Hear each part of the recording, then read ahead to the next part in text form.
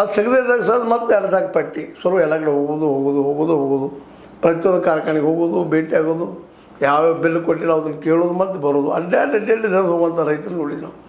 ಅದಕ್ಕಾಗಿ ಈ ಸಲ ಭಾಳಷ್ಟು ಬೇಸತ್ತುಕೊಂಡಿರುವಂಥ ನಮ್ಮ ರೈತರು ಈಗಾಗಲೇ ಒಂದು ಏನಪ್ಪ ಬೇಡಿಕೆನೂ ಇಟ್ಟಿದ್ದಾರೆ ರೈತ ಸಂಘದ ಮೂಲಕ.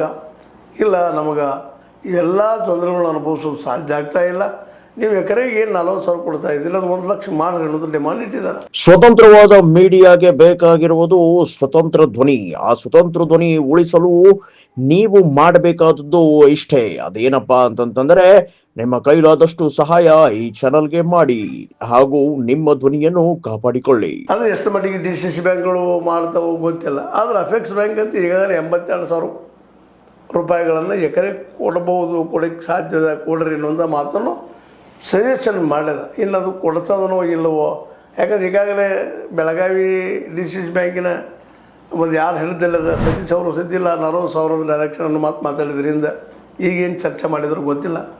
ಯಾಕಂದರೆ ಇತ್ತೀಚಿನ ವರದಿಗಳ ಪ್ರಕಾರ ಇನ್ನೂ ಬಿಲ್ಲ ಅಂದರೆ ಇಟ್ ಮೀನ್ಸ್ ಅವ್ರು ಸಾಲ ಕೊಡುವಂಥ ವಿಷಯ ಲಕ್ಷದವರೆಗೆ ಮಾಡಬೇಕು ಅನ್ನುವಂಥ ಅದೇನು ಡಿಮಾಂಡ್ ಅದ.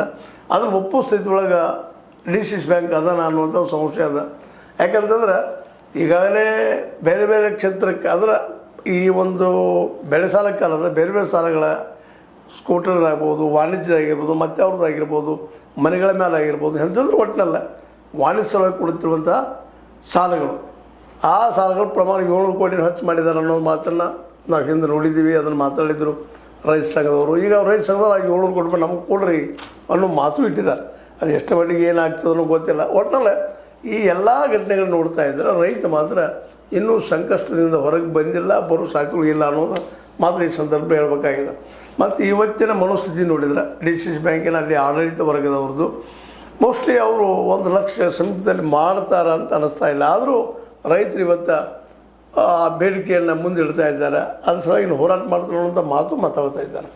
ಅದು ಹೋರಾಟ ಮಾಡಲಿ ಮತ್ತೇನೋ ಮಾಡಲಿ, ಅದಕ್ಕೆ ಮುಖ್ಯವಾಗಿ ಅವ್ರಿಗೆ ಬಿಲ್ಲರ್ ಅಟ್ಲೀಸ್ಟ್ ಅವ್ರು ಏನು ಈಗ 50 ರೂಪಾಯಿ ಹೆಚ್ಚಾಗಿ ಕೊಡಬೇಕಾಯಿತು, ಅಟ್ಲೀಸ್ಟ್ ಅದನ್ನು ಹಾಕಿಕೊಡಲಿ, ಉಳಿದಷ್ಟು ಅದಕ್ಕೆ ಯಾರು ಅದ್ರ ಪೂರ ಕ್ಲಿಯರ್ ಮಾಡಲಿ ಅನ್ನೋದು ರೈತರ ಬೇಡಿಕೆ ಅದ. ಈ 7 ಖಾಸಗಿ ಕಾರ್ಖಾನೆಗಳಾಗಿರ್ಬೋದು, ಇನ್ನುಳಿದವ್ರು ಯಾರು ಉಳಿದವರು ಆಗಿರ್ಬೋದು, ಬಿಲ್ ಹಾಕೋದಾಗಿರ್ಬೋದು, ಎಲ್ಲರೂ ಸರಿಯಾಗಿ ಕೊಟ್ಟರೆ ರೈತ ಮೋಸ್ಟ್ಲಿ ಒಂದು ಬದುಕುವಂಥ ವ್ಯವಸ್ಥೆ ಆಗ್ಬೋದೇನೋ ಅವ್ರಿಗೆ. ಹೀಗಾಗಿ ಇವತ್ತು ರೈತ ಏನಪ್ಪ ಅಂತಂದ್ರೆ ಈ ಬೆಳೆ ಬೆಳೆದು ಸಹಿತ ವರ್ಷಾನುಗಟ್ಟಲೆ ದುಡಿದ್ರೂ ಸಹಿತ